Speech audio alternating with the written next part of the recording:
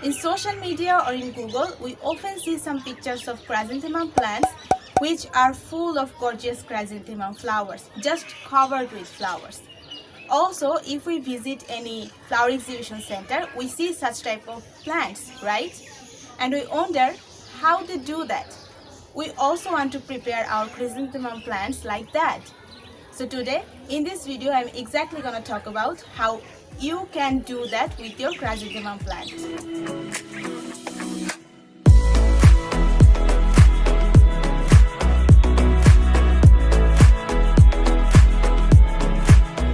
Hello plant lovers, I'm Nishat from Plantology.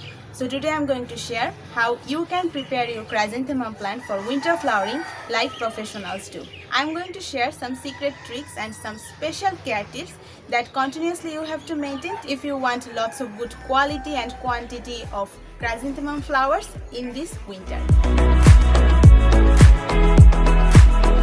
I'm not a professional on this aspect, but I learned this culture from floricultural books, and about 2 years back I also applied that on my plant, and that year I got huge beautiful floral presentation from my chrysanthemum plant.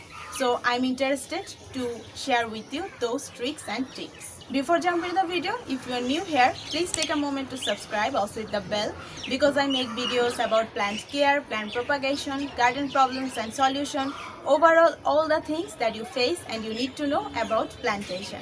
First of all, I want to mention that you can apply these tricks and tips on your last year's chrysanthemum plant, cause we have to start this preparation from a single cutting that you have to take from your last year's chrysanthemum plants. About 1 month back, I had propagated cuttings from chrysanthemum. So in this video, I will show what you have to do after the development of roots on cuttings. But still, you can propagate cuttings. I have already shared a video on that and link in the description box.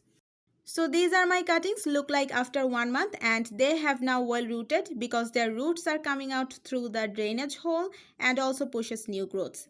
Now I'm going to transplant them individually in 4-inch pots. Now first care tip is potting soil. Chrysanthemums prefer well draining and organic matter rich soil. So as growing medium, here I am taking 40% soil and 30% coarse sand. Then I am adding 30% compost. You can use leaf compost or cow manure. I am using vermicompost. Try to use nitrogen based organic fertilizer because that will help to encourage more branches, and more branches mean more flowers. Here the ratio of this sand and soil actually depend on the composition of garden soil. The garden soil that I am using actually silty loam textural soil. So with this, adding 30% sand is enough for improving drainage. In case of clay soil, you need to add more sand for improving drainage. Now this potting mix is ready for use. Now I'm going to transplant my cutting on this 4-inch pot. First of all, make sure that the pot has drainage holes at the bottom. Then cover the holes using gravel or piece of cloth, and then fill it half with soil. Then gently pull out the plants. Look at this, it developed lots of roots. Now here is a pro tip. Do not transplant this type of small cuttings in larger pots. Otherwise, they will spend more energy on developing roots rather than developing shoots. Then put the plant on the center and then cover the area of its roots by soil. Now, after transplantation, the care tip number 2. Keep them in a sunny spot where they will get 5 to 6 hours of morning sunlight but get protections from the afternoon sun.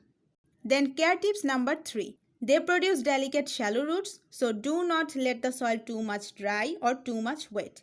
Always maintain constant moisture. Once, if this plant gets wilt for either overwatering or underwatering, then you cannot fix this plant. Care tips number 4. Check for pests because I found mealybugs and aphids on them last year. So these were the important care direction that you have to maintain. Now, let me tell you those pro tricks which mainly turn plants bushy and encourage more flower buds. Pro trick number 1. Pinching or tip pruning. It is the most important work to turn the plant bushier and thicker. What you have to do, you have to pinch its upper growth like this. Then plants will push new side shoots. When those side shoots will be about 2 to 3 inches long, you have to pinch their tips again and have to continue this trimming process for next 3 months. The more you pinch, the plant's gonna produce more branches, and more branches mean more flower buds. Pro trick number 2. For better growth of this plant, professionals feed them every week. They supply fertilizer both in soil and leaves. As foliar spray, add 1/4 teaspoon of urea and 1/4 teaspoon of Epsom salt with 1 liter water. Then mix together and apply on plants once every week. You also have to add liquid fertilizer to the soil. Dilute 10 granules of DAP and 10 gram mustard cake with 500 ml of water. Then leave it overnight, and the next day with this solution add more 500 ml of water. And from this solution pour 20 ml in the soil every week. Supply these 2 fertilizers once every week for the next 1 month. Do not apply any potassium based fertilizer. So guys, that's it, and obviously I will share with you the updates with time. Till then, thank you so much for watching this video, and we'll see you in the next one.